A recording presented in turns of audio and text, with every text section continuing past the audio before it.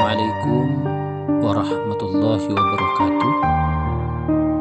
Sahabat pencinta sejarah ekonomi Islam, kali ini kita akan membahas Nabiullah Muhammad SAW memimpin Madinah. Beliau selain sebagai pemimpin negara, juga sebagai pemimpin agama. Pemimpin negara dan pemimpin agama mempunyai tanggung jawab yang luar biasa dilakukan oleh Rasulullah SAW, yang mana upayanya mensejahterakan rakyat. Begitu pula pemimpin agama mensejahterakan tanpa ada unsur melanggar syariat Islam. Untuk itu, kali ini kita akan mengenal apa saja sumber pendapatan negara berdasarkan sumbernya di masa pemerintahan Rasulullah SAW.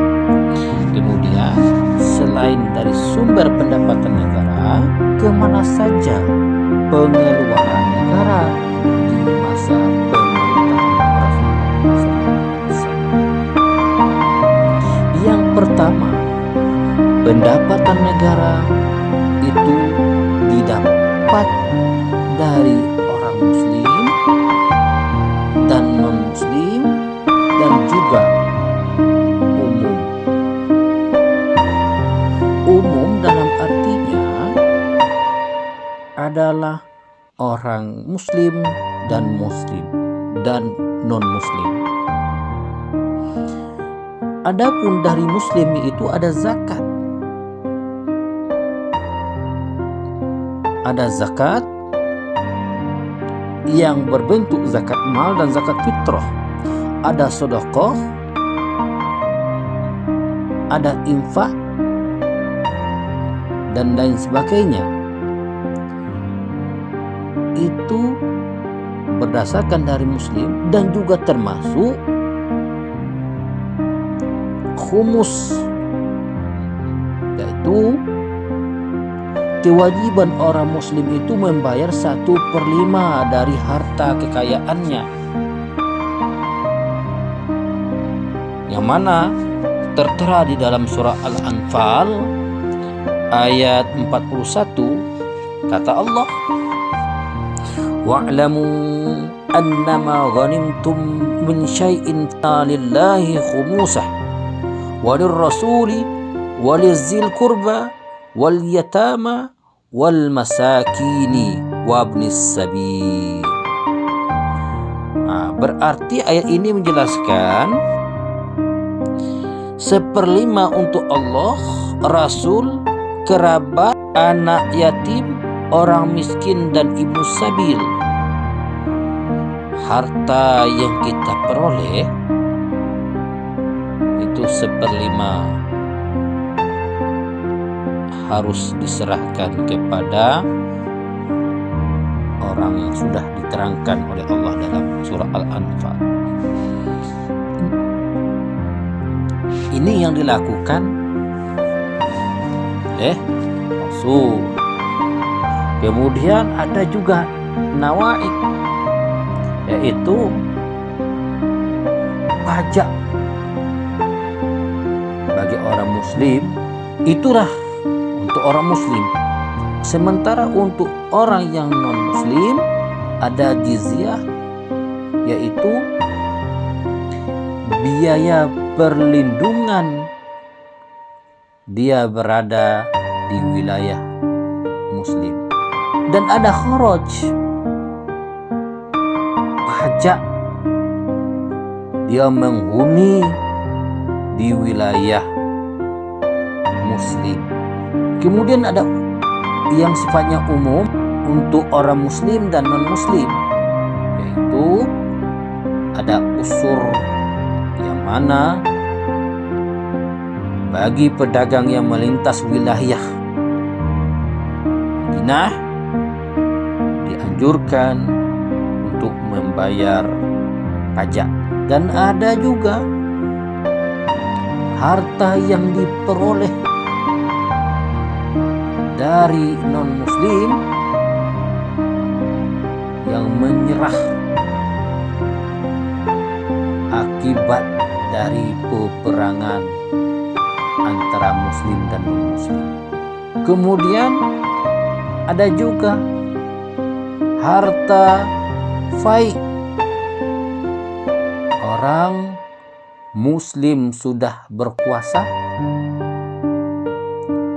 tanpa ada penyerangan, orang non-muslim sudah menyerahkan diri,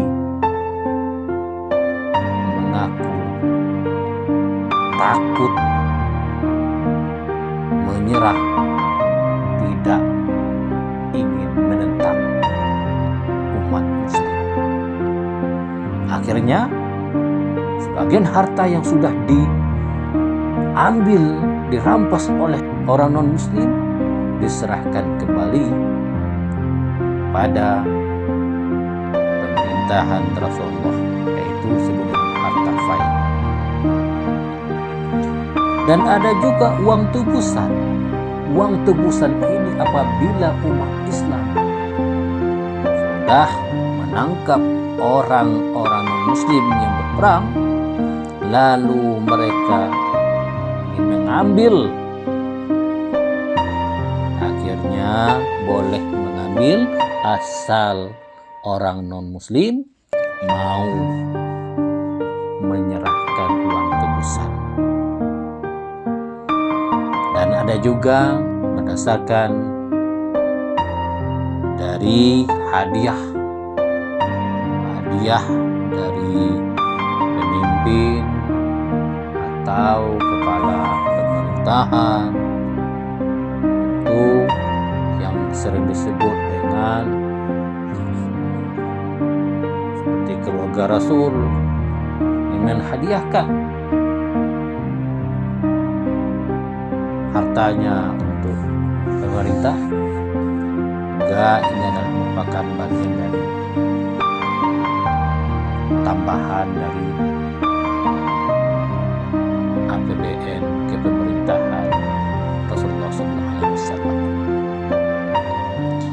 Kemudian dari semuanya itu dikelola oleh Rasul dengan baik dan sangat memberikan kesejahteraan rakyatnya dengan cara mendistribusikan atau mengeluarkan anggaran itu sesuai dengan syariat Islam. Kemana dana itu dikeluarkan dengan dua bentuk. Ada yang berbentuk primer dan ada yang berbentuk sekunder. Yang berbentuk primer itu adalah biaya pertahanan seperti persenjataan, unta, kuda, dan persediaan lainnya.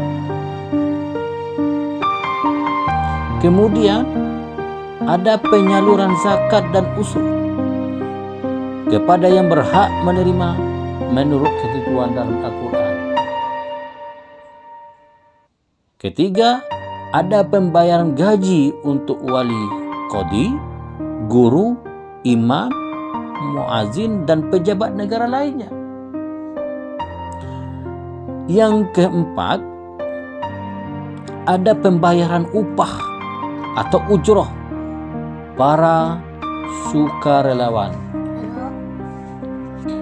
Ada juga bantuan untuk mufasir, terkhususnya dari daerah Fadak.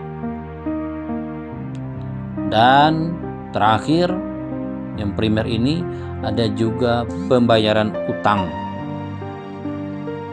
Itu pembayaran utang negara. Ternyata pada masa Rasul, negara juga mempunyai utang untuk kesejahteraan negara.